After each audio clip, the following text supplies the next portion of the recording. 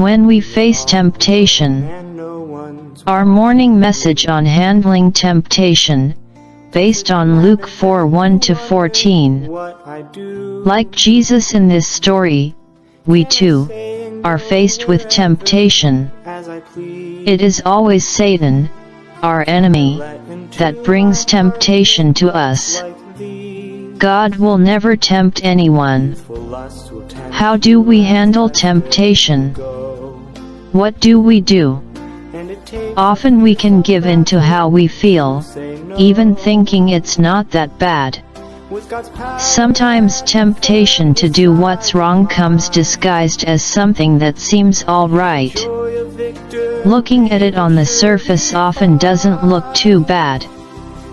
And after all, everybody's doing it. But don't be fooled. Satan has a way of disguising it. We need to follow Jesus' example. How did he respond to Satan's attacks? Each time Jesus answered Satan, he answered with scripture. It is written. We need to know what the Word of God says. The other thing to remember is that Satan also knows scripture too, but often it is used in the wrong way. Is there anything you find you get tempted with?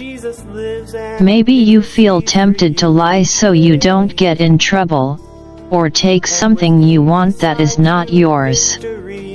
At times we say bad things to others because they may have said mean things to you. There are so many things Satan tempts us to do that we shouldn't do. When you feel tempted, the best thing to do is to pray to Jesus to help you. He knows how you feel because he was tempted too. Keep watch and pray, so that you will not give in to temptation. For the spirit is willing, but the body is weak. Matthew 26:41. Lord, I pray you'll help me through the temptation that I face, to know the truths in your word, and to walk in your sweet grace. I am truly glad you spent time to view this message. I hope you are blessed and share this with somebody else. Thank you, and have a great day everyone.